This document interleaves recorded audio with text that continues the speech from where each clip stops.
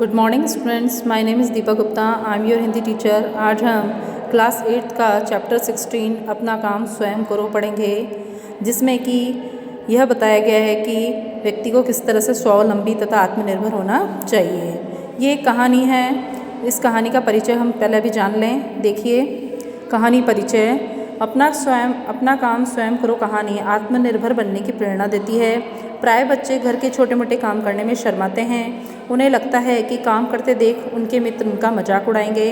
संजय के कहने पर रिंकू को एहसास होता है कि विद्यालय में यही सिखाया जाता है कि स्वावलंबी बनो, परंतु उसे कोई भी काम करने में संकोच होता है। देखिए पाठ प्रारंभ है। नहीं माँ, मैं नहीं जाऊँगा, रिंकू ने माँ से कहा। चला जा बेटा, तू नहीं जाएगा तो फिर कौन जाएगा, माँ बोली। माँ रिंकू से बार बार कह रही थी कि गेहूँ पिसा कर ले आए, लेकिन रिंकू जाने को तैयार नहीं हो रहा था। रिंकू के पिताजी एक अधिकारी हैं। उनके घर का काम करने के लिए एक नौकर नियुक्त है। पिछले 4-5 दिनों से नौकर छुट्टी पर था।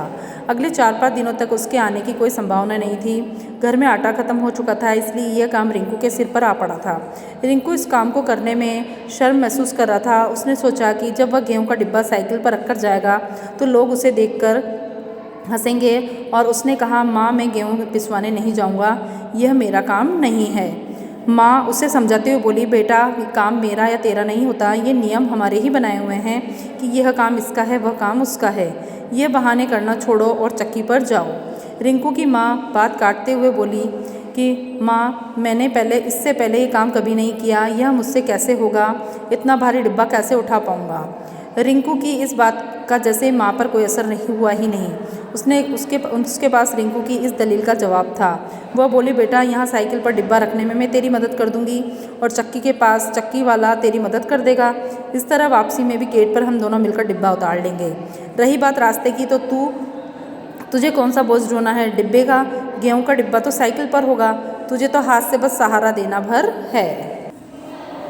रिंकू ने माँ की बात सुनकर भी अपने पक्ष को मजबूती से रखते हुए अपनी बात दोहराई, लेकिन माँ मैंने यह काम नहीं किया। माँ इस बार रिंकू की बात पर हंसी आ गई। वह बोली, अरे पगले, कोई भी काम व्यक्ति कभी न कभी पहली बार ही करता है। तू ही सोच, जब पहली बार तू स्कूल गया था तो तू कितना रोया था।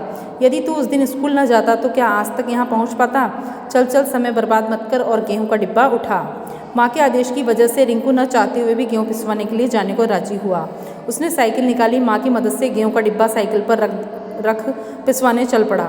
आटा चक्की रिंकू के घर से ज़्यादा दूर नहीं थी, इसलिए रिंकू ने पैदल चलना ही ठीक समझा। बाएं हाथ से साइकिल का हैंडल और दाहिने हाथ से उस गेहूँ के डिब्बे को पकड़ रखा था। अपनी शर्म को मिटाने के लिए उसने गर्दन नीचे कर ली थी। वह हर आने जाने वालों की निगाह से बचने का असफल प्रयास कर रहा था। कुछ देर चलने के बाद वह आटा चक्की पर पहुंचा। उसने अब कुछ राहत की सांस ली। गेहूं का डिब्बा उतारकर उसने तुलवाया। चक्की वाले ने रिंकू से कहा, भैया एक दो आदमी और आ जाएं तो चक्की चालू करूँगा, आप कोई और काम हो तो वह कराएं। अच्छी बात है, मैं आधे घंटे में आता हूँ। इतना कहकर रिंकू ने अपनी साइकिल उठाई। वह सोचने लगा, मैंने चक्की वाले से आधे घंटे में आने को कह दिया है, फिर कहाँ जाऊँ। उसने सोचा कि चलो ऐसे ही कुछ देर घूम लिया जाए। फिर उसने विचार किया कि चलो अपने सहपाठी संजय से ही मिल लिया जाए। संजय के पिताजी की किराने की दुकान है। संजय ने रिंकू को एक बार बताया था कि वह दोपहर को अक्सर दुकान पर बैठता है, क्योंकि उसके पिताजी उस समय भोजन करने जाते हैं। रिंकू ने अपनी साइकिल संजय की दुकान की तरफ मोड़ ली। वह विचारों में खोया हुआ संजय की दुकान पर पहुंचा। उसने सोचा कि संजय गद्दी पर बैठा सेठों की तरह अपने नौकरों पर हुक्म चला रहा होगा, पर यह क्या, उसने जो कुछ देखा वह उसकी सोच से बिल्कुल विपरीत था। संजय अपनी दुकान में झाड़ू लगा रहा था। रिंकू कब उसकी दुकान पर आकर खड़ा हो गया, उसे एहसास भी नहीं हुआ। अचानक उसकी नज़र ऊपर उठी। उसने रिंकू को खड़ा पाया। रिंकू को देखकर उसे आश्चर्य हुआ। अरे रिंकू, अंदर आ, 1 मिनट में कचरा फेंक दूँ, झाड़ू कोने में रखते हुए संजय बोला। रिंकू ने आश्चर्य से पूछा, संजय तू झाड़ू लगा रहा है? झाड़ू रखते हुए संजय ने जवाब दिया, हाँ यार, आज नौकर नहीं आया इसलिए मैं ही काम कर रहा हूँ, और फिर नौकर न रहे इससे क्या फ़र्क पड़ता है, उसके रहने पर भी मैं कई बार झाड़ू लगा चुका हूँ। रिंकू को आश्चर्य हुआ। उसने पूछा, तुझे ये सब करने में शर्म नहीं लगती?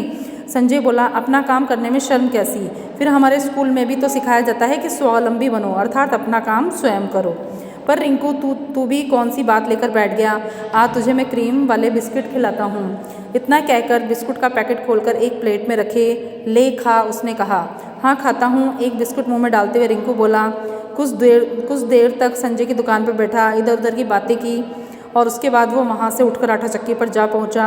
चक्की वाले ने गेहूँ पीस कर व आटा तोलकर पहले ही रख दिया था। चक्की वाले को पैसे देकर रिंकू ने आटे का डिब्बा साइकिल के कैरियर पर रखा और घर की ओर रवाना हुआ। अब गर्दन नीचे नहीं बल्कि गर्व से ऊंची किए चल रहा था।